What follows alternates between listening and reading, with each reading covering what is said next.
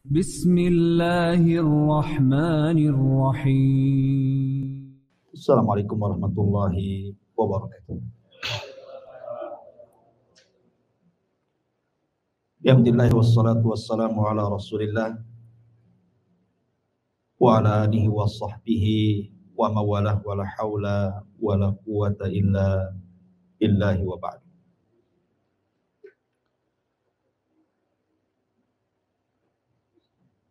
Baik, kita lanjutkan kajian kita, masih membahas tafsir daripada surah-surah pendek dalam juz amma. Dan kita masuk pada suratul A'la.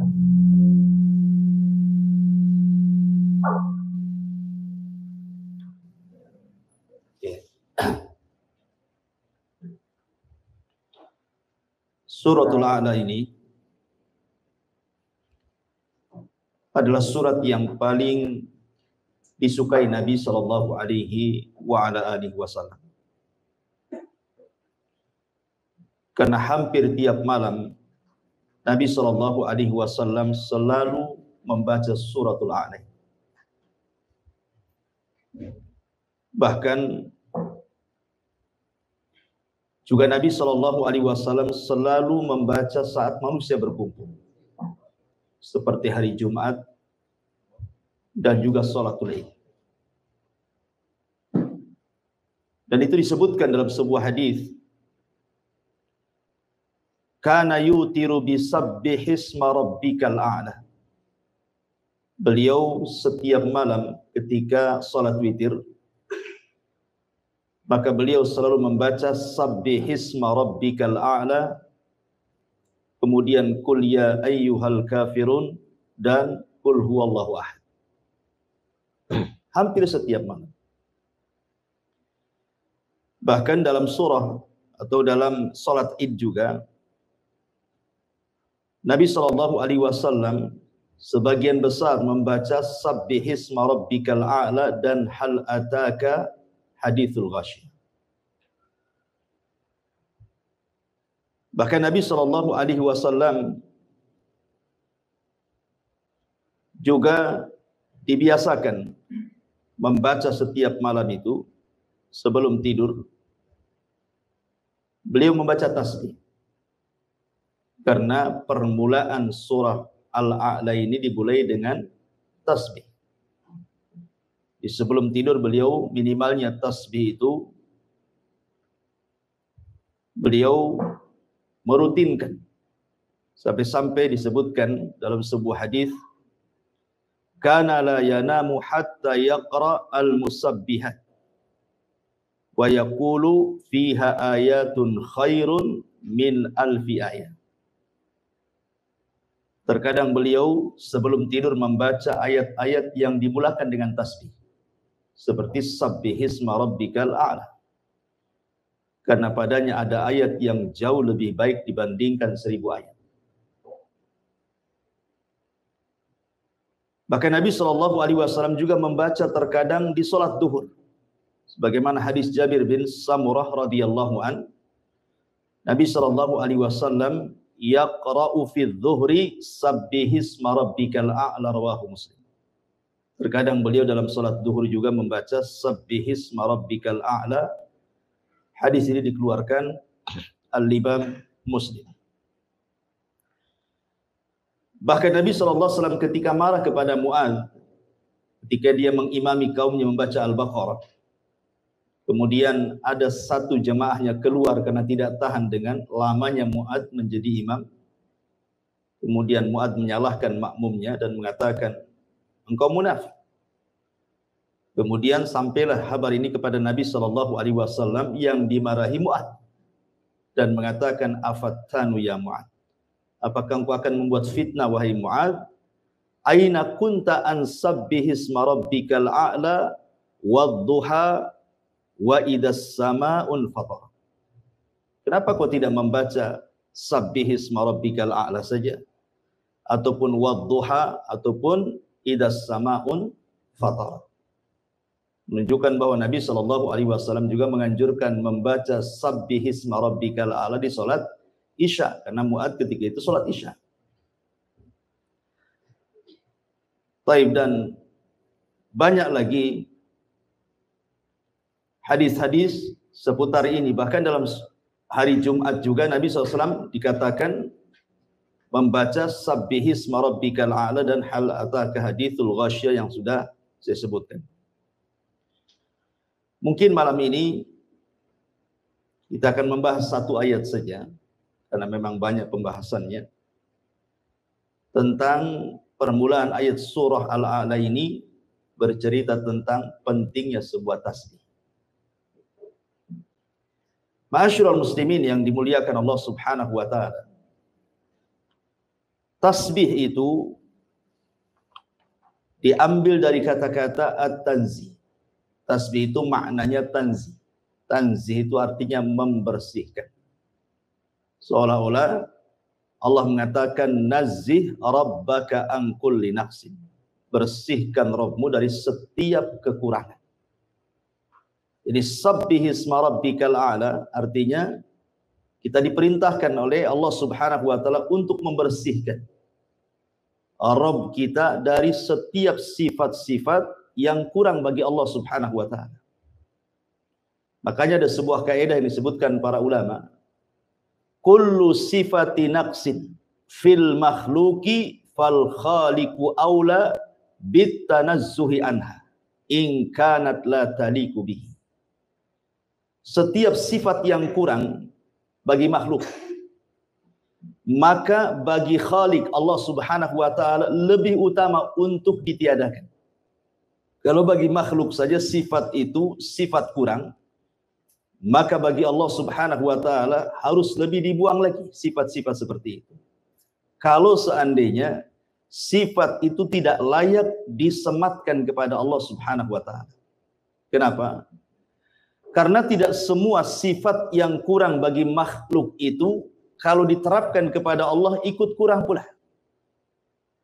Ada sifat-sifat yang kurang bagi makhluk tapi kalau disematkan kepada Allah justru sempurna. Contoh umpamanya di antara sifat Allah Subhanahu wa taala al-mutakabbir. Sifat Allah itu sombong. Bagi makhluk sombong ini tidak bagus. Sifat yang kurang bagi makhluk. Dan orang pun tidak suka orang sombong itu. Justru orang itu suka dengan orang yang memiliki kebalikannya, tawadhu. Kalau orang tawadhu kan orang suka. Tapi kalau orang sombong kan enggak suka. Makanya Allah Subhanahu wa taala melarang. Tidak ada makhluk selain daripada Allah Subhanahu wa taala untuk menyombongkan diri. Wala tamshi fil ardi maraha. Janganlah kalian berjalan di muka bumi ini dengan kondisi sombong. Dan nanti pada hari kiamat orang-orang yang sombong di dunia itu akan dikecilkan badannya seperti seekor semut. Di tengah-tengah orang besar yang berjalan menuju Allah Subhanahu wa taala sehingga dia terseok-seok untuk menghindari kaki-kaki orang besar itu. Jadi ketika di dunia dia merasa besar, Allah kecilkan nanti pada hari kiamat. Itu maksudnya. Makanya dahulu ada seorang ulama namanya Malik ibn Dinar rahimahullahu ta'ala. Tiba-tiba di hadapannya lewat jenderal perang namanya Muhallib ibnu Abi Safra. Muhallib ibn Abi Safra, seorang jenderal perang ma'ruf, dikenal. Kata Malik ibn Dinar ini, karena cara jalannya Muhallib ini seolah-olah cara jalan orang yang sombong, makanya kemudian ditegur, ma hadza inna hadza mishyatu yubghiduhallah. Apa-apaan kau berjalan ini? Jalan seperti itu tidak disukai oleh Allah Subhanahu wa taala. Muhallib ini karena merasa jenderal, yang ngomong kepada Malik ibn Dinar, ala ta'rifuni, kamu sembarang saja ngomong kepadaku seperti itu, tidakkah kau tahu siapa aku? Nah, gitu. Dia jenderal, satu ulama pula. Maka kata Malik ibn Dinar menasihati, bahkan aku tahu siapa dirimu dengan sebenar-benar pengenalan. Kemudian kata Muhallib mengatakan, lalu siapa aku ini? Dikiranya mungkin Malik ibn Dinar akan mengatakan, ya kau seorang jenderal, orang yang sangat dihormati dalam pasukanmu. Ternyata bukan itu kata-kata Malik ibn Dinar. Apa kata Malik ibn Dinar? Ya, aku tahu siapa kamu. Alasta anta alladhi awwaluka nutfatan nadhirah wa akhiruka jifatan qadhirah wa antal an tahmilu adharah. Bukankah engkau yang dulu terlahir dari air mani yang sangat hina, dan kelak engkau ketika mati akan menjadi bangkai yang sangat busuk, dan sekarang engkau dalam badan membawa najis yang sangat kotor. Baru dia terdiam dan dia mengatakan, al-an araftani haqqal ma'rifah. Oh, terima kasih, kau sudah mengingatkan aku siapa aku. Dari sini menunjukkan bahwa sombong itu tidak disukai Allah. Tapi kalau Allah sombong, itu sudah wajar. Sesuatu yang kurang bagi makhluk belum tentu kurang bagi Allah kalau sifat itu diletakkan kepada Allah. Tetapi secara kaidah umum, setiap sifat yang kurang bagi makhluk kalau diterapkan kepada Allah, maka lebih kurang lagi, tidak boleh. Kecuali ada sifat-sifat yang terbalik tadi. Tapi yang jelas bahwa ketika Allah mengatakan sabbihisma rabbikal a'la, hendaklah kita mensucikan Rabbmu yang maha tinggi ini, maksudnya di sini tasbih di sinilah at-tanzih, membersihkan setiap sifat-sifat Allah ataupun perbuatan-perbuatan Allah dari sifat dan perbuatan yang tidak layak disematkan kepada Allah Subhanahu wa taala. Itulah makna tasbih. Baik, ma'asyiral muslimin yang dimuliakan Allah Subhanahu wa taala. Kalau kita bicara tentang tasbih, tasbih ini banyak sekali faedahnya. Mungkin di antara kita ada yang belum tahu tentang keajaiban tasbih. Ma'asyiral muslimin yang dimuliakan Allah Subhanahu wa taala, saya akan sebutkan beberapa keajaiban tasbih. Baru kita bentangkan soal tasbih ini lebih dalam lagi. Ma'asyiral muslimin yang dimuliakan Allah Azza wa Jalla, yang pertama, tasbih itu ucapan subhanallah yasilu ila ridha, bisa mengantarkan kepada ridha Allah Subhanahu wa taala. Jadi orang yang banyak bertasbih, maka dia akan ridha hatinya. Apapun yang Allah Subhanahu wa taala ujikan kepada kita bukan hanya sekedar sabar, tapi dia bisa ridha. Karena tingkatan ridha itu tingkatan tertinggi dalam sabar. Sabar itu di bawahnya, ridha itu di atasnya. Seperti orang kena musibah. Ada orang bisa sabar, tetapi belum tentu bisa ridha. Nampaknya sabar, tapi kalau disentuh keluar semua isi. Tapi kalau orang ridha, mau disentuh apapun, dia sudah mengatakan innalillahi wa inna ilaihi raji'un. Semua datang dari Allah. Kalau Allah menghendaki, ya semua akan kembali kepada Allah. Dia akan ridha. Lah tasbih itu yasilu ila ridallahi azza wa jalla, akan mengantarkan kepada keridhaan Allah Subhanahu wa taala. Ma'asyiral muslimin yang dimuliakan Allah Azza wa Jalla, yang kedua, yu'inu 'ala sabri. Kata ulama, bisa menolong kita untuk bisa lebih sabar lagi dalam kehidupan. Makanya kenapa ketika Nabi SAW merasa sempit dadanya dengan perlakuan orang-orang Quraisy yang tidak mau menerima dakwahnya, apa kata Allah? Fasbir ala ma yaqulun fasabbih bihamdi rabbik. Apa kata Allah? Sabarlah terhadap apa yang mereka katakan kepada wahai Muhammad. Mereka mengatakan kau gila, mereka mengatakan kau penyihir, kau penyair, dan begitu seterusnya. Sabar saja, tidak perlu menjadikan sempit dadamu. Bagaimana cara melapangkannya? Fasabbih bihamdi rabbik, bertasbihlah dengan memuji nama Rabb. Dari sini menunjukkan bahwa Allah iringkan kalimat sabar dengan tasbih, menunjukkan bahwa sabar itu bisa diraih dengan tasbih. Ini dua. Yang ketiga, secara umum tasbih itu adalah zikir kepada Allah Subhanahu wa taala. Akan tetapi ma'asyiral muslimin yang dimuliakan Allah Azza wa Jalla, ternyata kalau kita melihat tentang ayat perintah tentang zikir, tasbih ini disendirikan dari zikir. Seperti Allah mengatakan, dalam surah Al-Ahzab ayat 42-43. Ya ayyuhalladzina amanu dzkurullaha dzikran katsira wasabbihuhu bukratan wa asila. Wahai orang-orang yang beriman, perbanyaklah zikir kepada Allah dan perbanyaklah tasbih di pagi dan petang hari kalian. Bukankah ucapan tasbih itu bagian daripada zikir? Kenapa dikeluarkan? Seolah-olah di sini ada penyebutan zikrul khas ba'dal 'am. Ya. Disebutkan kalimat khusus setelah menyebutkan kalimat umum, menunjukkan bahwa tasbih itu ada keistimewaan tersendiri dari seluruh zikir yang ada.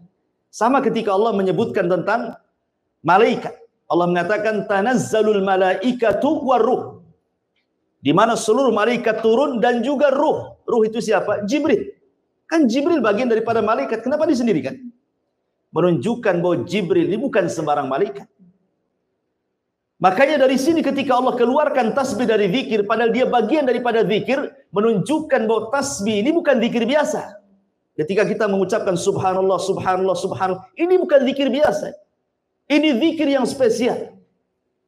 Kalau zikir saja Allah mengatakan ala bi dzikrillahi tatmainnul qulub, bahwa dengan zikir kepada Allah itu tenang hatinya, maka tasbih itu bukan hanya menenangkan hati, sampai kepada melembutkan hati. Jadi hati kita akan lembut lagi. Bukan hanya tenang saja, lembut hati kita. Ini diantara faedah yang ketiga. Kemudian faedah yang keempat, bahwa tasbih juga termasuk maqasidut tauhid ataupun maqasidu ad-da'wati ilallah. Tujuan daripada dakwah kepada Allah, tujuan daripada tauhid terangkum dalam tasbih. Ketika Nabi Musa alaihi salatu wassalam dia hendak berdakwah kepada Firaun dalam surah Toha, kan Musa ini kan pelat ngomong, dia tidak bisa ngomong fasih Musa ini. Sementara dia punya abang namanya Harun, Harun ini fasih ngomongnya. Sehingga kemudian Musa meminta kepada Allah untuk dijadikan Harun itu wazirnya, teman dia dalam berdakwah. Bagaimanapun kalau berdakwah berdua kan lebih ringan. Karena apalagi Harun punya keistimewaan memiliki lidah yang fasih. Tidak sebagaimana Musa, ya, lidahnya kurang fasih. Makanya kemudian Nabi Musa alaihi salatu wasallam meminta kepada Allah Subhanahu wa taala untuk dijadikan Harun sebagai wazirnya, teman dakwahnya, menterinya. Kemudian Nabi Musa menyebutkan tujuannya. Apa tujuannya? Disebutkan dalam surah Toha 33, kai nusabbihuka katsira wa nadhkuruka katsira, supaya aku bisa lebih bertasbih kepadamu ya Rabb, dan supaya aku bisa lebih mengingat dengan dimasukkannya Harun dalam dakwah.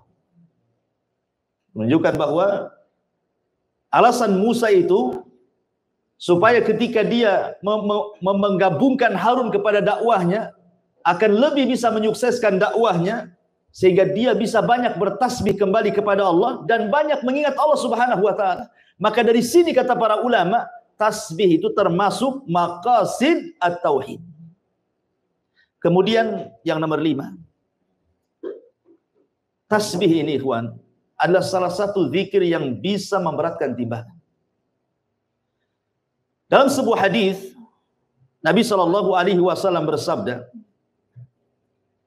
kalimatani khafifatani ala lisani thaqilatani fil mizani habibatani ala rahman subhanallah wa bihamdihi subhanallahil azim.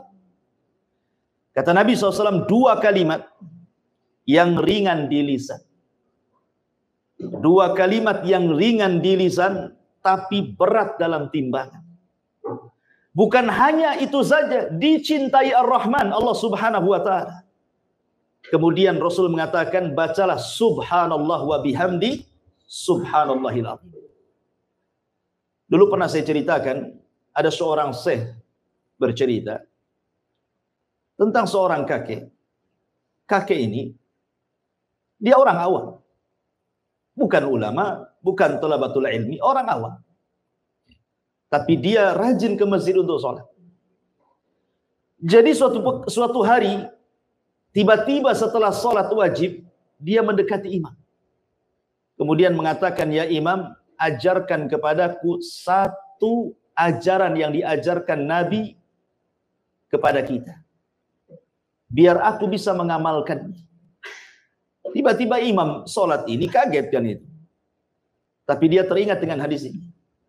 Dia mengatakan, kalau begitu dengarkan Nabi SAW bersabda ke kalimatani khafifatani ala lisani thaqilatani fil mizani habibatani ala rahmani subhanallah wa bihamdihi subhanallahil azim. Langsung ditangkap hadis ini, kemudian langsung dihafal sama kakek ini. Kemudian dia pulang. Subhanallah. Dia hanya menghafal satu hadis ini, tapi dia dakwahkan, dia amalkan dan dia dakwahkan hadis ini kepada semua manusia yang dijumpai dia. Datang ke kondangan kawin, dia ngomong di hadapan orang, hei, Nabi bersabda, ada dua kalimat yang ringan di lisan, berat dalam timbangan, dicintai Ar-Rahman, katakan subhanallah wa bihamdihi subhanallahil azim. Masuk ke pasar, dia ceramah di hadapan orang-orang pasar, hei orang pasar, ada dua kalimat ringan di lisan, berat dalam timbangan, dicintai Ar-Rahman, katakan subhanallah wa bihamdihi subhanallahil azim. Ketemu orang di jalan ngomong begitu. Pokoknya setiap ketemu orang dia sampaikan hadis ini. Antum melakukan seperti ini? Yang ada malu antum. Tiba-tiba Allah takdirkan kakek ini jatuh sakit gara-gara ditabrak mobil. Masuk dia ke rumah sakit. 3 hari dia koma. Hari ketiga dia sadar. Kemudian keluarganya senang. Ketika dia sadar, yang pertama dipanggil bukan keluarganya. Aina dokter? Mana dokter? Oh, dokter langsung dipanggil, sibuk tuh dokternya. Kata dokter sambil pegang tangannya, iya kek, saya dokter. Kata kakek ini, ya dokter, Nabi bersabda, 2 kalimat ringan di lisan, berat dalam timbangan, dicintai Ar-Rahman, katakan dok, subhanallah wa bihamdihi subhanallahil azim, kemudian dia mati. Dia akhiri kematiannya dengan subhanallah wa bihamdihi subhanallahil azim. Memberatkan timbangan dia. Karena tasbih ini ikhwatu fiddin, sekali lagi banyak keistimewaan. Ini baru sedikit yang saya ceritakan, masih banyak. Jadi dia bisa memberatkan timbangan dan dicintai Allah Subhanahu wa taala. Ingat, kalau Allah mencintai kita, apa yang terjadi? Nadahu Jibril. Allah akan panggil Jibril. Apa kata Allah? Ya Jibril, inni uhibbu fulana. Aku suka dengan si fulan. Maka Jibril mengatakan, ketika Allah mengatakan, ya Jibril, aku suka dengan si fulan, maka kau juga harus suka. Jibril langsung panggil semua malaikat. Dan mengatakan, wahai malaikat-malaikat Allah, Allah suka dengan si fulan, kalian juga harus suka dengan si fulan itu. Hanya mengucapkan kalimat subhanallah wa bihamdihi subhanallahil azim. Luar biasa. Kemudian ma'asyiral muslimin yang dimuliakan Allah Azza wa Jalla. Subhanallah, kalimat tasbih ini bisa menolak takdir Allah Subhanahu wa taala. Ajaib. Ya. Bisa menolak takdir. Disebutkan di dalam surah Al-Anbiya ketika Allah Subhanahu wa taala bicara tentang kisah Nabi Yunus. Ketika Nabi Yunus alaihi salatu wassalam, dia lari dari kaumnya karena merasa tidak beriman dengan dakwahnya. Akhirnya dia murka, kemudian ingin mencari daerah baru. Padahal belum diizinkan Allah. Tiba-tiba dia keluar, kaumnya pula tobat. Yunus tidak tahu. Ketika dia naik kapal, tiba-tiba kemudian kapal itu entah berantah berhenti sendiri di tengah lautan, terombang-ambing ombak. Kalau seandainya beban-beban kapal tidak diturunkan, maka akan terjungkirlah kapal itu dengan bahtera. Maka semua barang-barang dijatuhkan. Rupanya masih juga berat juga. Barang sudah tidak ada, tinggal orang. Akhirnya mereka pun saling mengundi siapa yang berhak untuk mencemplungkan dirinya supaya jangan mati semua. Maka setelah diundi, rupanya yang keluar Nabi Allah Yunus. Maka orang-orang tahu siapa Yunus. Jangan engkau, yang lain saja. Dikocok lagi, tapi Yunus lagi yang keluar. Akhirnya Yunus sudah tahu bahwa ini adalah sudah takdir dia. Maka Yunus pun kemudian menerjunkan diri, rupanya sudah dihantar ikan besar dan melahapnya. Dan Yunus pun harus tinggal di perut ikan dengan 3 kegelapan. Gelap malam, gelap perut ikan, dan gelap dasar lautan. Harusnya secara takdir Yunus mati. Mana bisa orang hidup di perut bumi, oksigen dari mana? Kita nyelam saja bisa mati. Apalagi dalam perut ikan. Di kegelapan malam, di dasar lautan pula. Siapa yang menjadikan Yunus selamat? Allah Subhanahu wa ta'ala. Apa penyebabnya? Tasbih. Yang menyebabkan Nabiullah Yunus kemudian diselamatkan dari takdir Allah Subhanahu wa ta'ala, dari kematian, adalah tasbih. Fanada fi dhulumati alla ilaha illa anta subhanak inni kuntu minadh dhalimin. Maka Yunus pun terus berdoa kepada Allah, tidak ada sembahan yang berhak disembah kecuali Dia. Subhanak, ini tasbihnya. Maha suci Engkau ya Allah. Sungguh aku termasuk orang-orang yang zalim. Makanya Allah mengatakan, kalau seandainya Yunus itu bukan termasuk ahli tasbih, la labitha fi batnihi ila yaumi yub'atsun, maka Yunus tidak akan dikeluarkan dari perut ikan itu sampai kiamat dibangkitkan. Kalau bukan karena dia ahli tasbih, bahasanya ahli tasbih, makanya dia diselamatkan. Ya, tasbih bisa menolak takdir. Bahkan kita tahu bahwa dahulu di zaman Bani Israel ada seorang nabi yang digigit oleh satu semut. Marah dia. Kemudian dia bawa obor api. Kemudian hendak dibakarlah itu satu kampung semut itu. Yang salah satu semut mau dibakar pula kampung semutnya. Maka Allah Subhanahu wa ta'ala utus malaikat menegur nabi tersebut. Maka kemudian malaikat ini mengatakan, angkarasatka namlatun ahlakta ummatan minal umami tusabbih, katanya. Kamu ini gimana? Hanya gara-gara satu semut yang menyakitimu, tiba-tiba kau mau membakar kampung semut yang mereka senantiasa bertasbih kepada Allah. Lihat bagaimana semut bertasbih. Makanya para talabatul ilmi, seperti antum ini sedang belajar, seluruh hewan-hewan lautan yang ada di perut lautan dan semua hewan-hewan semut yang ada di dalam lubangnya, mereka memintakan ampun kepada Allah Subhanahu wa ta'ala untuk kehadiran kita di majelis ta'lim, karena mereka umat yang bertasbih. Ma'asyiral muslimin yang dimuliakan Allah Azza wa Jalla. Kemudian juga di antara faedah tasbih adalah bisa senantiasa mengingatkan kita kepada Allah Subhanahu wa ta'ala. Karena mengingat Allah Subhanahu wa ta'ala itu sangat penting, ikhwan. Karena sampai saja kemudian kita tidak ingat Allah Subhanahu wa ta'ala, ini bahaya. Disebutkan dalam sebuah hadis yang luar biasa, ya, bahwa ketika seseorang itu mengucapkan subhanallah, subhanallah, maka kalimat zikir itu akan berputar-putar mengelilingi arsy.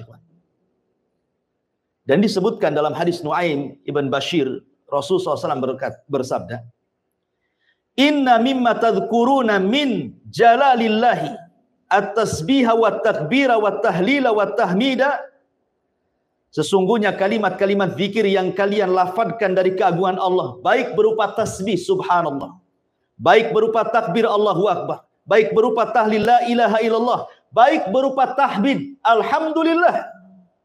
Apa kata Nabi SAW? Tidaklah orang mengucapkan kalimat itu, tidaklah seseorang di antara kalian suka bila ada amalan-amalan yang senantiasa disebutkan di sisi Allah Subhanahu wa ta'ala, maka kalimat tasbih, kemudian takbir, kemudian tahlil, kemudian tahmid, mereka akan berputar-putar haulal arsy lahunna zawi kadawawi nahli. Kata Nabi SAW, maka kalimat itu akan berputar-putar mengelilingi arsy Allah dan kalimat-kalimat zikir tersebut mengeluarkan suara seperti suara lebah menyebut-nyebut nama orang yang sedang menyebut-nyebut nama Allah di sisinya. Nah, jadi kita diingatkan terus dengan Allah dengan zikir itu. Jadi kalimat itu akan berkeliling-keliling. Kalau antum baca subhanallah, maka kalimat ini akan naik ke langit. Kalau antum membaca alhamdulillah, la ilaha illallah, kalimat-kalimat ini akan berputar-putar di arasy. Kemudian akan menyebut-nyebut nama orang yang sedang berzikir di hadapan Allah, mengingatkan kita kepada Allah.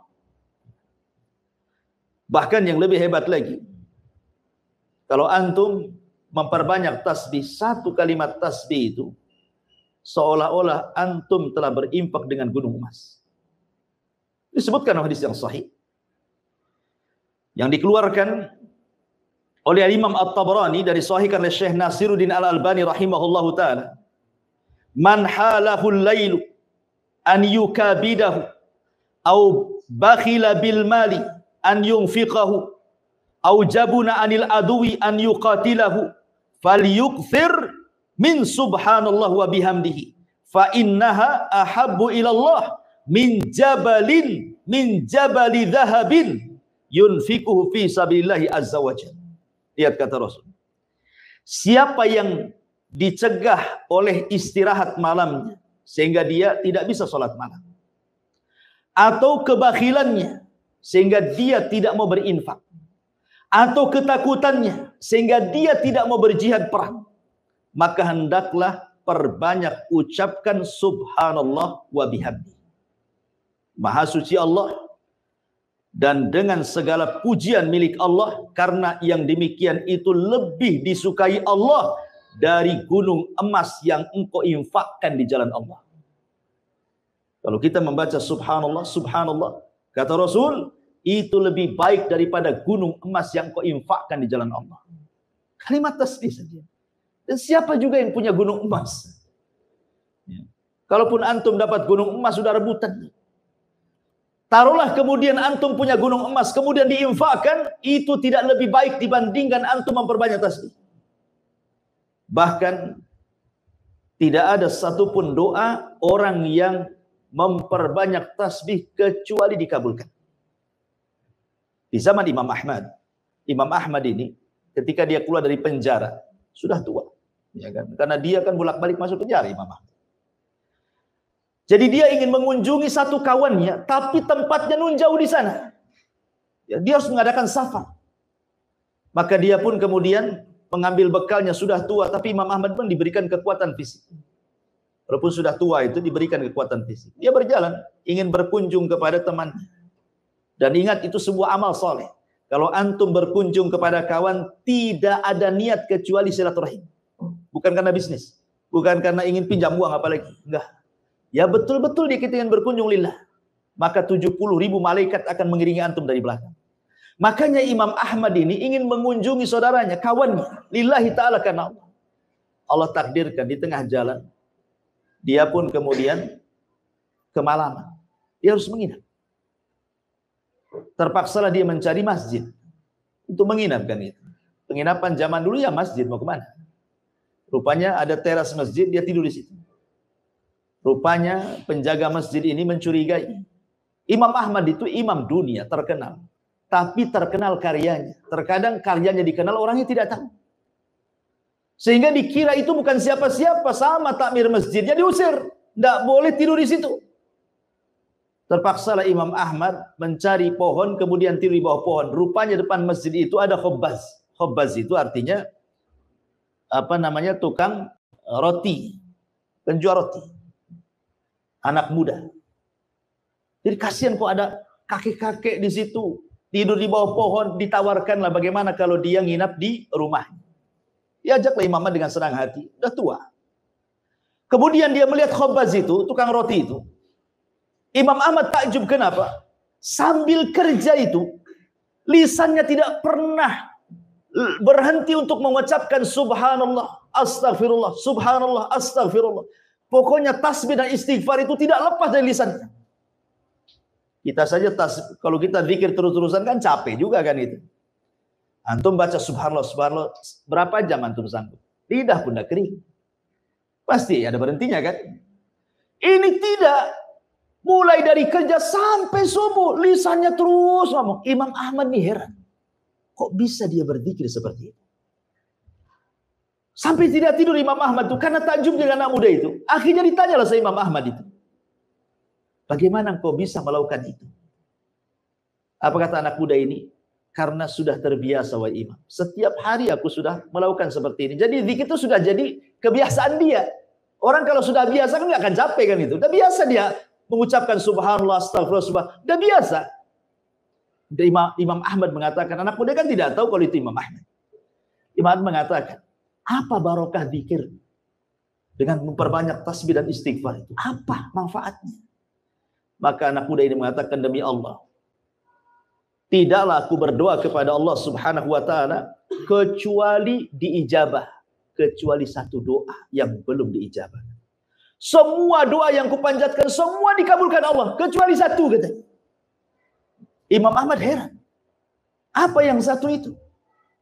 Maka anak muda ini mengatakan begini, wahai fulan, wahai bapak tua, sesungguhnya aku sangat mencintai seorang alim min ulama'i dunia. Dia sedang dipenjara sekarang.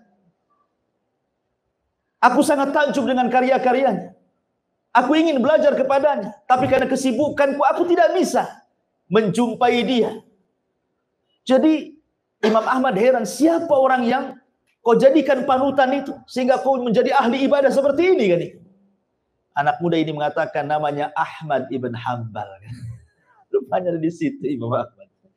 Kata Imam, demi Allah, doamu sudah dikabulkan Allah Subhanahu wa taala. Aku adalah Ahmad ibn Hanbal. Itulah buah barokahnya dengan memperbanyak zikir kepada Allah kan. Cita-citanya dikabulkan oleh Allah Subhanahu wa taala. Jadi kalau antum punya cita-cita belum dikabulkan, perbanyak zikir, perbanyak tasbih, istighfar, tahlil, tahmid. Insyaallah siapa yang ingat Allah, maka Allah ingat kita. Siapa yang lupa dengan Allah, Allah pun lupa dengan kita. Udhkurullaha yadhkurukum. Ingatlah Allah, Allah ingat kalian. Masyarul muslimin yang dimuliakan Allah Azza wa Jalla. Kemudian juga di antara faedah tasbih adalah mukaffiratudz dzunub, bisa menggugurkan dosa. Kita ini setiap hari ikhwan, dengan adanya medsos di depan saya ini, setiap hari antum berdosa mata antum. Setiap hari. Entah berapa kali mata antum memandang aurat itu di handphone itu. Baik di YouTube, baik di IG, baik di Facebook kan gitu ya. Terkadang baik di TikTok, ada yang men-TikTok kan. Kita sering niatnya itu tujuannya mungkin dengar berita. Entah kenapa tiba-tiba nampak pula ada gambar-gambar sur gitu kan. Beritanya ditinggalkan, itu pula yang ditengok. Boleh jadi tidak ditengok tapi sekilas pandang. Itu dosa kecil.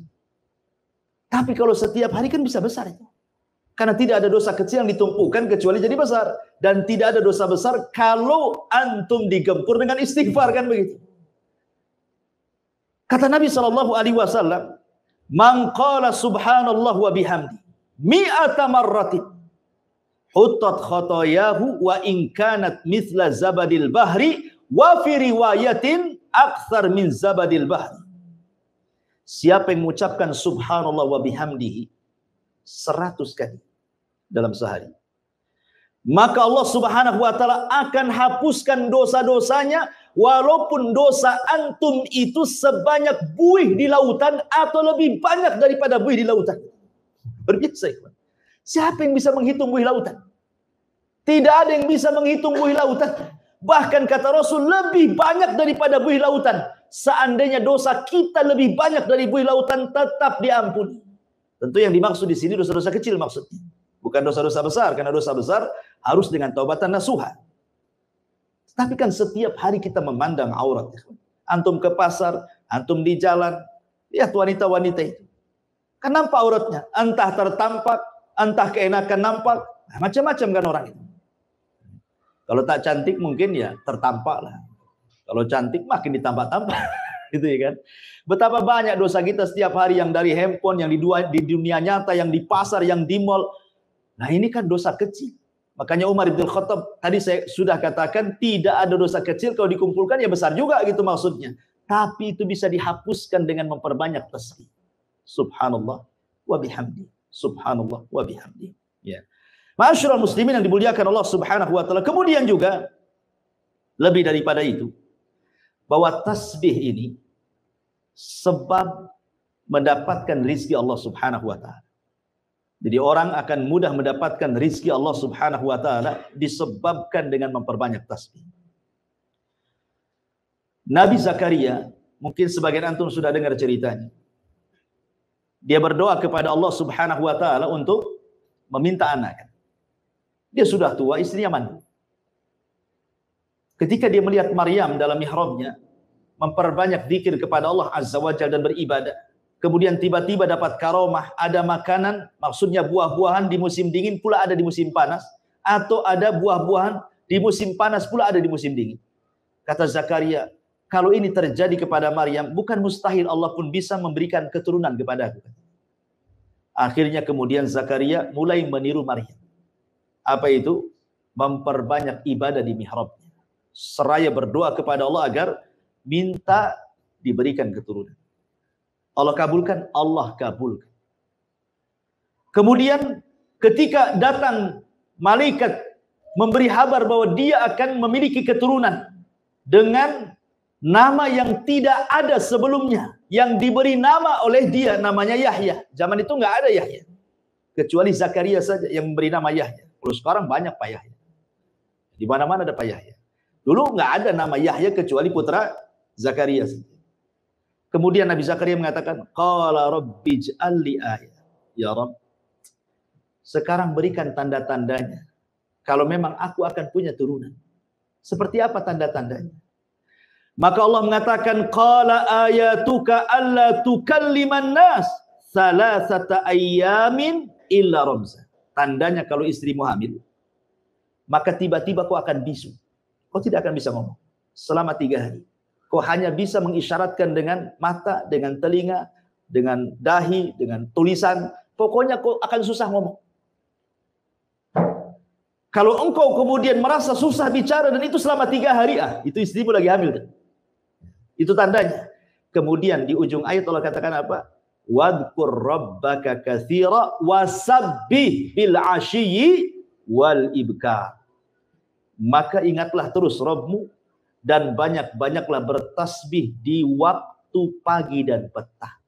Kata ulama tafsir, di antara sebab dikabulkannya Nabi Zakaria punya keturunan karena dia memperbanyak tasbih dan zikir.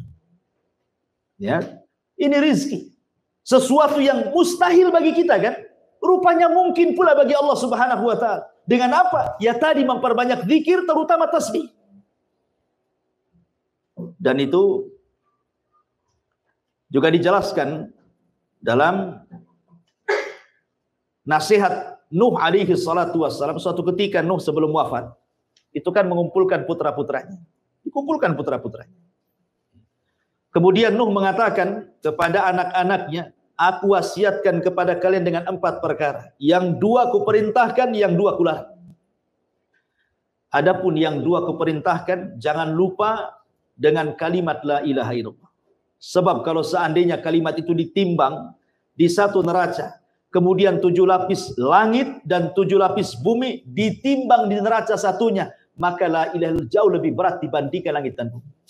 Ini satu. Kemudian yang kedua, kata Nuh alaihi salatu wassalam, ya pertama, la ilaha illallah. Kemudian menjelaskan tentang keutamaannya. Kemudian yang kedua, wa subhanallah wa bihamdi. Wasiat yang kedua kata Nuh, jangan lupa membaca subhanallah wa bihamdi. Apa faedahnya kata Nuh? Fa innaha salatu kulli syai'in wa biha yurzaqul khalqu. Kata Nuh alaihi salatu wassalam bahwa ucapan subhanallah wa bihamdi adalah doa setiap makhluk yang Allah ciptakan. Dan dengan sebab itulah makhluk diberikan rizki Allah. Dengan subhanallah wa bihamdi itu sebab itulah Allah kasih rizki. Karena Tasbih ini ikhwan, semua bertasbih. Nanti saya akan sebutkan dalil-dalilnya. Malaikat bertasbih, lautan bertasbih, semut bertasbih, bahkan petir juga bertasbih. Semua yang diciptakan Allah itu semua bertasbih. Kita masih menjelaskan keutamanya dulu. Ma'asyiral muslimin yang dimuliakan Allah Subhanahu wa taala. Kemudian juga selain juga diberikan rezeki oleh Allah Subhanahu wa taala, tasbih itu bisa menghilangkan keperitan dunia. Siapa di antara kita yang tidak pernah terkena masalah? Pasti di antara kita banyak masalah. Ada yang karena hutang dia masalah, kan itu. Ada yang karena keluarga, mungkin masalah dengan pasangan, mungkin masalah dengan anak-anak, ya kan? Mungkin masalah di kantor, mungkin masalah di jalan. Masalah itu tidak akan ada hentinya. Selesai ini, datang yang lain. Karena memang dunia ini tempat ujian. Tetapi bagaimana solusinya supaya kita keluar daripada masalah itu? Maka di antaranya adalah dengan cara bertasbih kepada Allah Subhanahu wa taala. Tadi saya jelaskan dalilnya. Ketika Nabi SAW ditimpa masalah yang luar biasa dari kaumnya, walaqad na'lamu annaka yadiku sadruka bima yaqulun, kata Allah, fasabbih bihamdi rabbika wa kun minas sajidin. Dan sungguh kami tahu dadamu menyempit wahai Muhammad karena ucapan orang-orang kafir itu. Tetapi perbanyak tasbih dengan memuji Rabbmu dan teruslah kau sujud kepada Allah. Perintah yang pertama kepada Rasul sebelum disuruh untuk memperbanyak sujud apa? Tasbih dulu kan. Suruh memperbanyak tasbih supaya lapang dadamu. Apa yang diucapkan mereka itu nanti akan menjadi sebuah kelapangan. Terkadang kan ada orang yang mungkin disakiti orang dengan ucapannya itu dendamnya 7 turunan. Ya. Ada orang itu kan begitu, disakiti, digibah, difitnah, sudah kayaknya dunia ini kelam begini. Tetapi supaya kita dikeluarkan dari itu, perbanyak tasbih. Ini salah satu manfaat tasbih. Makanya kata Abdurrahman As-Sa'di dalam kitabnya Tafsir As-Sa'di, ketika beliau memberikan catatan kepada ayat ini, apa kata beliau? Aktsir min dzikrillah wa tasbihihi wa tahmidihi was salati fa inna dzalika yuwassi'u sadra. Perbanyak oleh kamu zikir kepada Allah, kemudian bertasbih, bertahmid dan salat, dan itu bisa melapangkan dada kita. Ma'asyiral muslimin yang dimuliakan Allah Azza wa Jalla. Kemudian juga tasbih ini adalah ucapan yang paling dicintai Allah Subhanahu wa taala. Tasbih ini adalah ucapan yang paling dicintai Allah Subhanahu wa taala. Disebutkan dalam hadis Abi Dzar radhiyallahu an. Nabi SAW pernah ditanya, ayyul kalami afdal? Rasul, kalimat yang paling afdal itu apa? Yang diucapkan manusia. Maka Nabi SAW mengatakan, inna ahabbal kalam ilallah subhanallah wa bihamdi. Sesungguhnya tidak ada ucapan yang lebih dicintai Allah melebihi antum mengucapkan subhanallah wa bihamdi. Itu ucapan yang paling dicintai Allah Subhanahu wa taala. Ikhwan, orang kalau cinta itu pasti dengan memperbanyak penyebutannya kan. Kalau antum cinta istri, nggak akan disebut tuh istri tetangga. Nggak akan disebut. Yang disebut ya istri antum saja karena antum cinta. Kalau ada antum berdua ngomong sama kawan atau bertiga, kemudian memuji istrinya, pasti antum, oh enggak, istri saya lebih pandai karena cinta. Artinya orang cinta itu man ahabba syai'an aktsara dzikrah. Siapa yang mencintai sesuatu pasti akan memperbanyak untuk menyebut-nyebut sesuatu itu. Karena di mata orang yang sedang jatuh cinta tidak ada orang lain kecuali dia. Ingat kisah Laila Majnun? Ya kan? Yang sudah saya ceritakan. Jadi ada seorang wanita namanya Laila. Wanita cantik. Jatuh cinta dengan si Majnun. Majnun ini namanya Majnun, gila. Saking cintanya jadi gila. Dia hendak melamar, ditolak. Diusir. Akhirnya dia pergi ke hutan. Sampai di hutan kelaparan. Kemudian dia berburu kijang menjangan. Dipanah sama dia. Kemudian kena pula kakinya, robohlah kijang itu. Kemudian didekati. Ketika mau diambil pisau dan mau digorok, ditatap pula mata kijang itu. Kata dia, subhanallah, mata Kijang kok sama dengan mata Laila. Dilepas Kijang itu. Itulah makanya Majnun itu.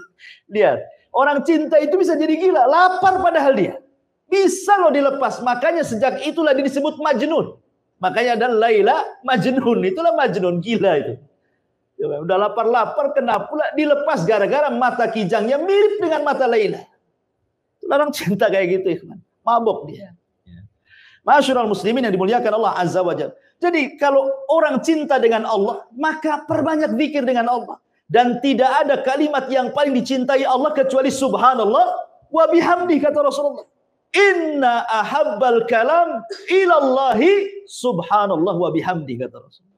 Sesungguhnya tidak ada kalimat yang paling dicintai Allah kecuali subhanallah wa bihamdi.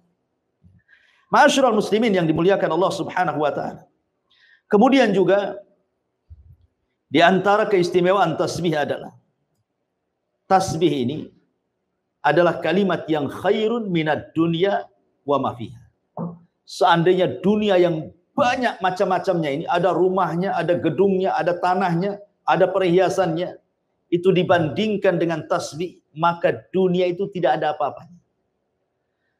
Nabi SAW mengatakan dalam sebuah hadis yang diriwayatkan oleh Abi Hurairah radhiyallahu anhu dari Nabi SAW, seandainya la an aqula subhanallah wa bihamdi, seandainya aku mengucapkan subhanallah walhamdulillah wala ilaha illallah Allahu akbar, kata Rasul, seandainya aku katakan subhanallah walhamdulillah wala ilaha illallah Allahu akbar, ahabbu ilayya mimma tala'at alaihi syamsu, lebih baik bagiku dibandingkan cahaya matahari. Cahaya matahari ini cahaya yang bisa melalui bumi, kawan. Kalau tidak ada matahari, apa gunanya dunia? Gelap, ya kan? Untuk apa dunia itu? PLN mana yang bisa kemudian menerangi bumi 24 jam kalau tidak ada matahari? Artinya di sini kinayah bahwa ucapan tasbih itu lebih baik dibandingkan dunia dan isi. Karena Rasul mengibaratkan lebih baik dibandingkan matahari terbit dari mulai terbit sampai terbenam. Kemudian juga di antara keutamaan tasbih adalah tasbih itu simatu ahlil iman. Itu ciri orang yang beriman kepada Allah Subhanahu wa taala, sebagaimana disebutkan dalam surah Nur ayat 36-37. Fi buyutin adinallah an turfa wa yudhkar fiha ismuhu yusabbihu lahu fiha bil ghudwi wal asar. Di rumah-rumah yang Allah izinkan untuk diangkat, maksudnya di masjid-masjid, diizinkan oleh Allah untuk diangkat namanya, kemudian disebut-sebut namanya dengan cara zikir, yusabbihu lahu fiha bil ghudwi wal asar. Maka orang-orang yang beriman senantiasa mereka bertasbih di pagi dan petang hari mereka. Menunjukkan bahwa tasbih, orang yang mempunyai tasbih itu bagian daripada simatu ahlil iman, ciri orang yang beriman kepada Allah Azza wa Jalla. Ma'asyiral muslimin yang dimuliakan Allah Azza wa Jalla, termasuk juga di antara keutamaannya adalah kasbu hasanatin katsiratin fi awqatin yasiratin. Membaca subhanallah bihamdihi ini sama dengan antum berniaga, modalnya kecil tapi untungnya besar. Modalnya mungkin 100.000, untungnya pula 100 juta. Enak gak tuh? Enak lah. Untuk bisnis modalnya cuma 100.000, untungnya pula 100 juta. Mana ada perniagaan yang seuntung ini? Lihat kata Nabi SAW dari hadis Sa'd bin Abi Waqqas radhiyallahu anhu. Kami duduk-duduk bersama Nabi SAW. Apa kata Rasul? Ayak jazu ahadukum an yaksiba kulla yaumin alfa hasanah. Lemahkah kalian dalam setiap hari kalian mendapatkan 1000 kebaikan? Sahabat berpikir, macam mana 1000 kebaikan? Kalau sholat 1000 kali sholat, siapa yang tahan? Kalau puasa 1000 hari, ini kan hitungannya 1 hari. Puasa macam mana puasa? Ya harus 1000 kali puasa kan gitu ya. Jadi pandangan para sahabat seolah-olah harus banyak ibadah untuk mendapatkan 1000 kebaikan itu. Kemudian sahabat ini bertanya, Bagaimana caranya? Dalam satu hari kita mendapatkan 1000 kebaikan itu. Maka Nabi SAW mengatakan, yusabbih mi'ata tasbihati fayuktab lahu alfa hasanah. Cukup engkau bertasbih 100 kali, maka dicatat di sisi Allah 1000 kebaikan. Bayangkan bandingannya. Kita cuma 100 kali, tapi balasannya 1000. Ibaratnya saya contohkan tadi, antum modalnya 100.000, dapatnya pula juta-juta kan begitu. Ini menunjukkan juga keutamaan apa? Membaca subhanallah wa bihamdihi, tasbih kepada Allah. Dan yang terakhir, bahwa kalau ingin menanam tanaman di sorga, kita ingin nanam sekarang ya di sorga, apa bisa-bisa. Dengan cara apa? Kata Nabi SAW, man qala subhanallah wa bihamdi ghurisat lahu bihi nakhlatun fil jannah. Barang siapa yang mengucap 1 kali saja subhanallah wa bihamdi, itu antum sudah menanam 1 pokok kurma di sorga. Padahal pokok kurma ini antum punya 1 saja di samping rumah berbuah, viralnya luar biasa. Ya kan? Boleh jadi antum pagar, siapa yang nengok suruh bayar. Itu ya kan? Ya. Itu 1 pokok kurma berbuah lagi. Ini kurma sorga, jangan dibandingkan dengan kurma dunia. Jadi kalau kita ingin bercocok ladang di sorga itu, perbanyak zikir. Karena itu girasnya. Cara menanamnya itu dengan cara zikir. Kita akan diberikan tanaman macam-macam tuh. Ya, di sorga kelak. Dan semua bermanfaat bagi kita. Ma'asyiral muslimin yang dimuliakan Allah Azza wa Jalla, ini di antara keutamaan tasbih. Baik. Tasbih ini juga diajarkan oleh Nabi SAW dalam beberapa tempat yang harus kita baca. Seperti contohnya dalam solat saja. Dalam iftitah solat itu ada juga lafaz yang diajarkan Nabi SAW, subhanakallahumma wa bihamdika wa tabarakasmuka wa ta'ala jadduka wa la ilaha ghairuka. Itu salah satu juga doa iftitah kan. Selain Allahumma ba'id baini wa baina khotoyaya kan. Wajjahtu wajhalil ladzi fataras samawati wal ardh, atau yang lainnya. Lah salah satunya adalah subhanakallahumma wa bihamdika wa tabarakasmuka wa ta'ala jadduka wa la ilaha ghairuka. Di sini Allah memulai, Rasul mengajarkan dengan membacakan 1 tasbih di permulaannya. Subhanakallahumma, maha suci engkau ya Allah.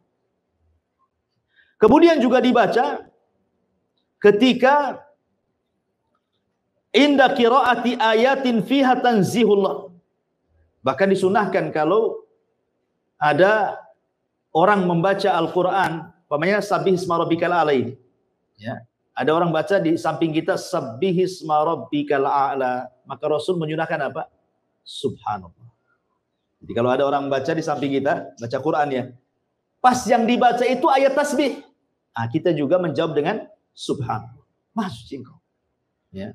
Kemudian juga tasbih juga digunakan dalam sholat itu ketika kesalahan imam. Apabila imam salah kan, maka bagi laki-laki membaca tasbih, bagi perempuan cukup dengan tepukan tangan seperti ini. Ya kan? Tapi kalau laki-laki subhanallah. Kemudian juga ruku dan sujud jelas. Dalam ruku subhana rabbiyal azim. Dalam sujud subhana rabbiyal a'la. Kemudian juga Nabi SAW bertasbih setiap selesai sholat. Di antara zikir-zikir yang diajarkan, bertasbih 33 kali kan. Bertahmid 33 kali, kemudian takbir 33 kali, digenapkan dengan la ilaha jadi 100. Jadi tasbih juga dibaca dalam rangka zikir setelah sholat. Kemudian juga tasbih kita baca ketika kita mendengar suara petir. Kalau ada kilat, ada petir, hujan lebat gitu ya. Kemudian nampak kilat, kemudian ada petir yang menyambar gitu ya, menggelegar, maka disunahkan membaca apa? Subhanallah. Kemudian juga ketika takjub. Ya, ketika takjub juga sama. Ketika takjub antum melihat pamannya ada antum jalan kemana gitu, nengok pemandangan kok indah sekali, maka antum disunahkan mengucapkan subhanallah. Kemudian juga ketika ditunjukkan kepadanya azamat Allah, keagungan Allah Subhanahu wa taala. Wah, ada anak ini cerdas sekali, padahal masih kecil, hafal Quran. Ya kan? Luar biasa, ini kan keagungan Allah namanya kan? Kita kata subhanallah, anak ini kok bisa seperti itu? Ya, ini juga disunahkan membaca subhanallah. Termasuk juga subhanallah dibaca ketika sebelum tidur. Berapa kali? 33 kali. Sebagaimana nasihat Nabi SAW kepada Ali radhiyallahu dan Fatimah kan. Ketika Fatimah meminta pembantu kepada Nabi SAW, ketika itu Rasul kan baru pulang dari perang, dapat pula tawanan budak. Lah Fatimah ingin minta satu, karena dia lelah. Dia cari kayu sendiri, dia masak sendiri, pokoknya lelah, anak pula banyak gitu ya. Dia ingin pembantu. Tapi Rasul mengatakan, wahai Fatimah, wahai Ali, maukah ku ajarkan beberapa kalimat, baca sebelum tidurmu, itu lebih baik daripada pembantu. Kemudian kata Rasul, tasbihlah 33 kali. Tahmidlah 33 kali, takbirlah 34 kali. Baru kau tidur. Itu lebih baik dibandingkan engkau mendapatkan pembantu. Nah, coba antum praktekkan ke istri antum. Kalau istri antum kelelahan, bang, cari pembantu. Sini. Nabi ngomong, ada kalimat lebih baik dibandingkan pembantu. Milih mana? Kira-kira milih mana? Milih dua-duanya banget. Gitu. Baik. Kemudian juga disunahkan ketika intibah minan naum. Ketika seseorang terbangun dari tidur juga disunahkan membaca subhanallah. Kemudian juga disebutkan juga ketika al-istiwa ala al-markub. Antum naik di atas kendaraan, antum baca subhanallah. Bahkan ketika antum berjalan di kendaraan, kalau menanjak antum disuruh takbir, Allahu Akbar. Ya. Kalau nurun disuruh tasbih subhanallah. Semua maha suci Allah Subhanahu wa taala. Termasuk juga indal kusuf, indal qarab ya, ketika salat gerhana, ketika sedang banyak kesulitan, tadi sudah saya jelaskan, termasuk juga selesainya majelis ta'lim. Apa doanya? Subhanakallahumma bihamdika asyhadu an la ilaha illa anta astaghfiruka wa atubu ilaik. Wassalamualaikum warahmatullahi wabarakatuh. Enggak, belum selesai. Ya. Jadi intinya bahwa itu juga termasuk disuruh tasbih. Ya, setelah antum baca majelis tasbih. Justru dengan tasbih itu, karena kita tidak tahu, mungkin kalau antum begini kan tidak aktif ya, pasif, saya aja ngomong. Tapi kalau antum berkumpul di luar, ngobrol di warung, ya berempat berlima gitu, kan saut-sautan. Terkadang kan ada kumpul itu dalam rangka rapat, dalam rangka main-main saja, dalam rangka kumpul-kumpul. Terkadang adalah kalimat-kalimat itu yang menyinggung. Kita tidak tahu, entah ketika ngobrol itu tahu gibain orang, ya, tahu-tahu menghina orang. Makanya supaya antum keluar dari majelis itu tidak punya dosa, itulah ada namanya kafaratul majlis. Maka disebut kafarah itu untuk menghilangkan dosa di majelis itu. Karena kalau orang sudah bermajelis itu macam-macam omongannya di situ kan. Entah tidak sadar ngomongin orang, menghina orang, entah yang di situ pula tersinggung kan. Maka sebelum pergi baca ya kafaratul majlis supaya keluar itu sebagaimana masuk yang tidak punya dosa. Jangan pula masuk tak punya dosa, keluar pula banyak dosa gitu maksud. Makanya ada namanya kafaratul majlis. Lah kafaratul majlis itu salah satu kandungannya adalah tasbih. Karena dimulai dengan tasbih itu. Menunjukkan, dan tadi saya sudah katakan bahwa tasbih itu bisa menggugurkan dosa. Ma'asyiral muslimin yang dimuliakan Allah Subhanahu wa taala. Baik. Kemudian kalau kita melihat di dalam Al-Qur'anul Karim, tasbih ini Allah Subhanahu wa taala sampai menyebut dalam tatanan bahasa Arab, ada yang dalam bentuk fi'il madhi, ada yang dalam bentuk fi'il mudhari, ada yang dalam bentuk fi'lul amr, ada juga yang dalam bentuk masdar. Coba bayangkan. Semua kata kerja ada. Ya. Contoh umpamanya, kata kerja yang fi'il mudhari umpamanya ya. Contohnya banyak dalam Al-Qur'an seperti yusabbihu lillahi ma fis samawati wa ma fil ardh. Yusabbihu lillahi ma fis samawati wa ma fil ardh al-malikul quddus. Ya kan dalam surah Al-Jumu'ah. Allah mulai dengan fi'il mudhari' yusabbih. Ataupun dengan kalimat masdar. Subhanakallah. Subhanallah. Itu masdar artinya. Seperti Allah Subhanahu wa taala mengatakan la ilaha illa anta subhanaka inni kuntu minadh dhalimin. Atau dalam bentuk fi'il madhi, sabbaha lillahi ma fis samawati wal ardi wa huwal azizul hakim, surah Al-Hadid. Atau dalam bentuk perintah seperti yang kita sedang kaji ini, sabbih, ya, itu perintah namanya kan, sabbih, bertasbihlah engkau.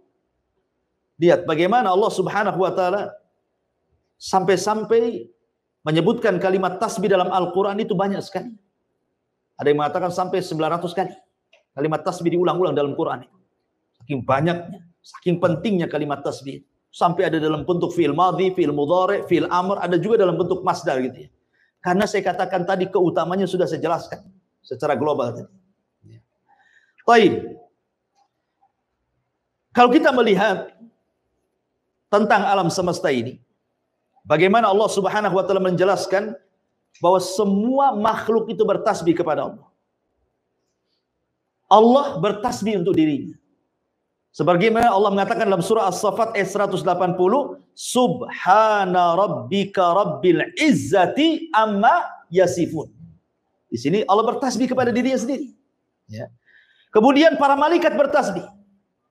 Yusabbihuna al-laila wan nahara la yafturun. Malaikat itu bertasbih siang dan malam, tidak bosan. Jadi tasbih itu ucapan malaikat. Zikirnya malaikat setiap hari. Siang malam tidak berhenti. Kemudian juga tasbih juga adalah ucapan para nabi. Seperti umpamanya Nabi Musa ketika meminta untuk melihat Allah. Apa kata Musa? Angdur ilaika ya Rabb. Tolong tampakkan wajahmu kepadaku ya Rabb. Apa kata Allah? Lantarani, kau enggak bisa melihat wahai Musa. Tapi kalau kau maksa, lihat gunung itu. Fasaufa, kalau engkau melihat gunung itu tidak bergempa, maksudnya diam saja, tidak hancur, fasaufa tarani, engkau akan melihat. Falamma tajalla rabbuhu lil jabali ja'alahu dakka. Allah katakan ketika Allah betul-betul menampakkan kepada gunung Sainai itu, hancur gunung batu itu. Fasara Musa sa'iqam. Musa pun terpental kemudian pingsan. Setelah dia bangun, apa kata Musa? Tubtu ilaika. Musa mengatakan, Subhanaka tubtu ilaika. Maha suci engkau ya Rabb, aku taubat kepadamu. Gak akan minta lagi untuk engkau tampakkan kepada aku. Lihat, Musa menyebut Subhan. Begitu juga tadi kisahnya Nabi Yunus kan? La ilaha illa anta subhanaka inni kuntu minadh dhalimin. Itu zikirnya para nabi. Tasbih itu zikirnya para nabi. Zikirnya para rasul. Termasuk juga gunung-gunung, termasuk juga binatang-binatang, burung-burung, semua bertasbih kepada Allah. Dan itu Allah mengatakan wasakharna ma'a Daud al-jibala yusabbihna wat-tayra. Dan kami tundukkan kepada Daud gunung-gunung yang bertasbih dan juga burung-burung yang bertasbih. Kemudian juga Allah Subhanahu wa taala menjelaskan tentang tasbihnya ar-ra'du. Petir kilat itu bertasbih. Wa yusabbihu ar-ra'du bihamdi. Dan petir itu bertasbih kepada Allah dengan senantiasa memujinya. Bahkan penduduk sorga juga bertasbih. Da'wahum fiha subhanakallahumma. Ini penduduk surga mengatakan subhanakallahumma, bertasbih. Termasuk juga semua yang diciptakan Allah bertasbih. Dan itu Allah mengatakan sabbaha lillahi ma fis samawati wa ma fil ard. Semua yang ada di langit, semua yang ada di bumi bertasbih. Kalau orang senantiasa bertasbih, orang itu tidak mungkin melakukan kemaksiatan. Bumi yang kita pijak bertasbih. Kita pula di atas bumi bertasbih. Jadi kalau seandainya Allah perdengarkan nih, semua makhluk itu, ayam sedang bertasbih, kemudian kodok sedang bertasbih, kambing bertasbih, peliharaan antum lah, kucing-kucing itu bertasbih, maka antum akan dengar suara mereka membacakan subhanallah. Kalau diperdengarkan itu. Karena secara umum, Allah Subhanahu wa taala mengatakan wa im min kulli syai'in illa yusabbihuna bihamdi walakin la tafqahuna tasbihahum. Segala sesuatu itu bertasbih, tapi kau tak paham tasbih mereka, kata Allah. Jadi semua makhluk ini bertasbih, menunjukkan bahwa tasbih ini luar biasa. Baik, kita masuk pada pembahasan. Ini tadi mukadimah, ya, tapi kamu sudah ngantuk. Ini pembahasannya di sini. Ya. Jadi kalimat tasbih itu, apa yang ditasbih? Apa yang ditanzih? Apa yang dibersihkan sebenarnya? Membersihkan Allah dari apa? Sehingga demikian hebatnya kalimat tasbih itu. Apa yang dibersihkan dari Allah Subhanahu wa taala?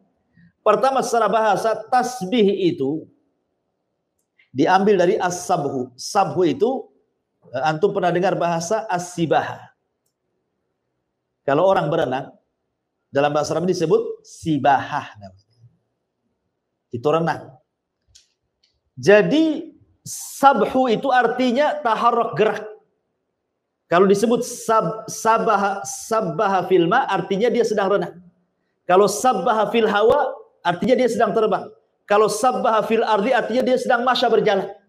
Jadi sabbaha itu artinya gerak, bergerak. Ketika lisan kita bergerak-gerak dan isinya adalah tanzihulillah, berusaha membersihkan Allah dari setiap sifat-sifat yang kurang, berarti kita sedang bertasbih. Ya, menggerakkan kalimat subhanallah, subhanallah, subhanallah, begitu maksudnya. Dan membersihkan Allah itu dari 4 perkara. Kenapa kita harus bertasbih? Karena ada 4 perkara yang harus kita bersihkan dari Allah. Pertama, membersihkan zatnya. Kita bersihkan Allah secara zatnya dari setiap sifat yang tidak layak untuk disematkan kepada Allah.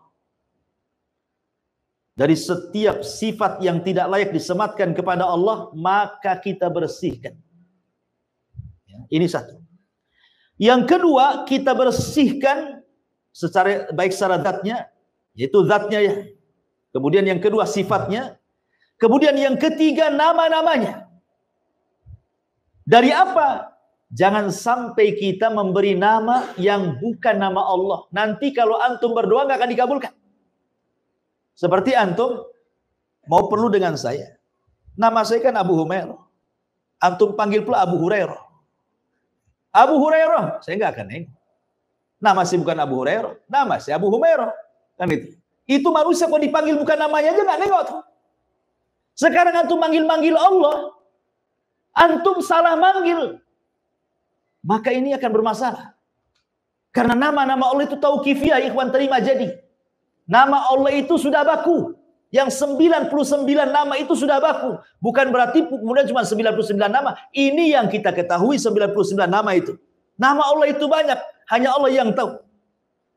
Tetapi nama Allah itu baku sifatnya. Tidak bisa dirubah. Ya. Tidak bisa dirubah. Sehingga ketika baku dan tidak bisa dirubah, berarti jangan salah sebut. Gitu maksudnya. Kalau antum salah sebut, nanti salah manggil. Kalau antum salah manggil, nggak akan dikabulkan doanya. Maka bersihkan nama-nama Allah dari salah sebut dari namanya. Makanya penting itu menghafal Asmaul Husna itu. Supaya jangan salah sebut. Ya kan? Kemudian yang keempat, kita bersihkan dari perbuatannya. Berarti ada 4. Kita membersihkan Allah dari zatnya. Jangan sampai disamakan dengan berhala-berhala selain daripada Allah. Yang kita lihat berhala-berhala selain daripada Allah itu karena mereka bisa dilihat, akhirnya bisa berkomentar kan. Ada orang nih nyembah berhala dari batu, Bapak. Kemudian dipahat. Karena nampak oleh kita, terkadang adalah komentar dari kita itu. Matanya agak ini. Kok ini pahatannya kurang bagus. Mesti kan ada kritikan kan? Kalau nampak kan, wujud berhalanya itu nampak, pasti banyak kritikan. Lah Allah itu tidak bisa dilihat, makanya tidak bisa dikritik. Gimana cara mengkritiknya? Barang itu, kalau kita mau mensifati itu ada 3 caranya. 1, antum pernah lihat, umpamanya ini botol, ya. Oh ini botol. Ana katakan, antum tahu nggak botol itu seperti apa? Karena antum pernah melihat, oh tahu botol kayak gini. Karena pernah melihat. Atau ada kembarannya. Ini ada kembarannya nih. Memang yang aslinya saya tidak tahu, tapi KW-nya saya pernah lihat. Nah, mungkin bentuknya kurang lebih. Atau tidak pernah melihat, tidak ada KW-nya, tapi dapat kabar dari orang yang pernah melihat. Sekarang kita terapkan dengan Allah, ya kan? Siapa yang pernah melihat Allah? Tidak ada. Berarti tidak bisa kita terima. Kemudian ada nggak orang yang pernah melihat kembarannya Allah? Mustahil Allah punya kembar. Bagaimana caranya? Paling tinggi yang ketiga, kita mengenal Allah dari orang yang Allah utus sebagai nabinya, yang diberitahu tentang sifat dan nama-namanya. Rasulullah. Hanya itulah kabar tentang Allah dari Rasulullah. Makanya ketika kita bicara tentang nama dan sifat bagi Allah, tetapkan nama itu sebagaimana yang Allah tetapkan dalam Al-Quran, atau sebagaimana yang Rasul tetapkan dalam hadis. Begitu juga sifat-sifatnya. Dengan tidak mentasbih menyerupakan. Dengan tidak mentakib membagaimanakan. Dengan tidak mentaktil menghapus dan begitu seterusnya. Itulah akidah ahli sunnah. Ya. Jadi kita bersihkan termasuk perbuatan Allah. Dan perbuatan Allah itu dua. Perbuatan Allah itu dua. Tidak lepas daripada al-fadlu dan al-adlu. Allah itu kalau berbuat sesuatu kepada hambanya, imma al-fadlu, imma al-adlu. Apa itu fadlu? Apa itu al-adlu? Kalau dia bermuamalah dengan orang-orang kafir, maka Allah bermuamalah dengan cara al-adlu, keadilan. Kalau dia bermuamalah dengan orang-orang yang beriman, maka Allah akan bermuamalah dengan cara al-fadlu. Fadlu itu dengan cara Allah lebihkan dengan rahmatnya. Makanya ketika orang-orang kafir, kenapa Allah ciptakan surga? Kenapa Allah ciptakan neraka? Allah ciptakan neraka karena al-adlu, keadilannya. Allah ciptakan surga karena al-fadlu, karunianya. Ketika Allah masukkan orang ke surga, berarti karena keutamaan dan rahmatnya. Ketika Allah masukkan orang ke neraka, itu bukan karena kezalimannya, tapi karena keadilannya. Nah, bisa dipahami. Ya. Jadi perbuatan Allah tidak lepas daripada dua. Lain dengan perbuatan hamba. Perbuatan hamba tidak lepas daripada tiga. Pertama, zalim. Hamba itu zalim. Tidak pernah adil. Ya. Ada, dan ini kebanyakan orang zalim. Kemudian yang kedua, adil, dan ini sangat sedikit. Kemudian yang ketiga, di atasnya adil lagi, yang disebut dengan al-fadl tadi, dan itu sangat sedikit. Tapi Allah cuma dua ketika bermuamalah dengan kita. Imma bermuamalah dengan keadilannya, imma bermuamalah dengan kita dengan rahmat dan karunia-Nya. Ya, itulah Allah ciptakan surga dan neraka. Ma'asyiral muslimin yang dimuliakan Allah Subhanahu wa taala. Taib. Di sini Allah mengatakan sabbihisma rabbikal a'la. Sucikanlah nama Rabbmu al-a'la, yang maha tinggi. Al-a'la ini sifat daripada Rabb. Ya. Dan kalimat Rabb sendiri itu kalimat khususiyah daripada kalimat rububiyah. Jadi kalau disebut Rabb artinya kita bicara tentang perbuatan Allah yang khusus bagi Allah. Seperti Allah menciptakan, Allah mengatur, Allah menguasai dan begitu seterusnya. Ya. Makanya kalimat Ar-Rabb tidak boleh dipanggil kepada makhluk. Walaupun artinya Rabb itu secara bahasa adalah Sayyid, Tuan. Ya kan? Seperti ataupun pemilik, seperti Abdul Muthalib pernah mengatakan kepada Abroha, adapun unta itu saya Rabbnya, Rabbul Ibil. Kan itu ya. Adapun Ka'bah itu ada Rabbnya sendiri, maksudnya Allah, kan itu ya. Atau kalimat Rabb itu bisa kalimat Sayyid. Rasul mengatakan tidak boleh kita ngomong, pamannya ada budak dengan tuannya. Kemudian kita katakan kepada budaknya ini, berilah makan kepada Rabbmu. Enggak boleh. Walaupun secara bahasa itu adalah sama makna Sayyid, tapi katakanlah berilah makan kepada Sayyidmu atau kepada Maulamu gitu. Jangan dikatakan Rabbmu. Karena Rabb itu khususnya bagi Allah Subhanahu wa taala kecuali diidhafahkan. Ya, Rabbul Ibil, Rabbul Bait dan begitu seterusnya. Itu bahasa Arabnya. Ya. Kemudian al-a'la tentu yang maha tinggi. Kalimat yang maha tinggi ini, ikhwan. Dan ini kita tetapkan bahwa Allah Subhanahu wa taala itu ulu, di atas ketinggian. Lalu apa yang dimaksud ketinggian itu? Maksudnya yang pertama, Allah maha tinggi itu maha tinggi secara zat wal makanah. Secara zatnya Allah itu di atas ketinggian. Ar-Rahman alal arsis tawa. Allah itu di atas ketinggian. Yang kedua, tinggi di sini maksudnya tinggi al-qadar, kemuliaannya. Maksudnya kemuliaan ini tidak ada yang semisal dengan Allah Subhanahu wa taala. Laisa kamitslihi syai'un wa huwas samiul basir. Kemudian yang ketiga, tinggi qaharnya. Apa qahar itu? Tidak ada yang dapat mengalahkan Allah. Semua bergerak dengan izin Allah. Kemudian yang terakhir, ya, tinggi nama dan sifatnya.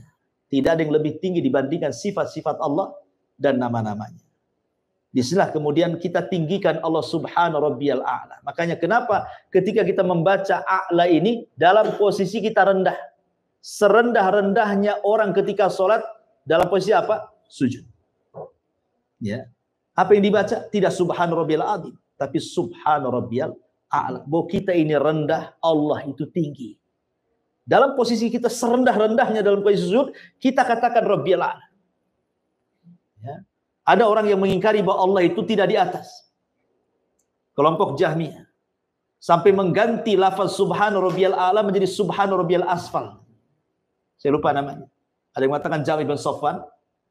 Jahm ibn Safwan, seorang tokoh Jahmiyah, ketika dia sujud, dia tidak mau mengatakan subhana rabbiyal a'la, dia ganti subhana rabbiyal asfal. A'la itu tinggi, asfal itu rendah. Maha suci Allah yang maha rendah.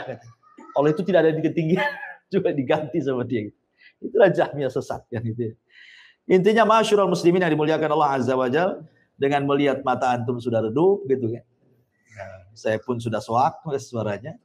Saya kira sampai di sini satu ayat saja kita kaji tafsir di malam ini, mudah-mudahan ada manfaatnya. Akhirnya kita tutup dengan doa kafaratul majlis. Subhanakallah bihamdika asyhadu an la ilaha illa anta astaghfiruka wa atubu ilaik. Allahu ta'ala. Assalamualaikum warahmatullahi wabarakatuh.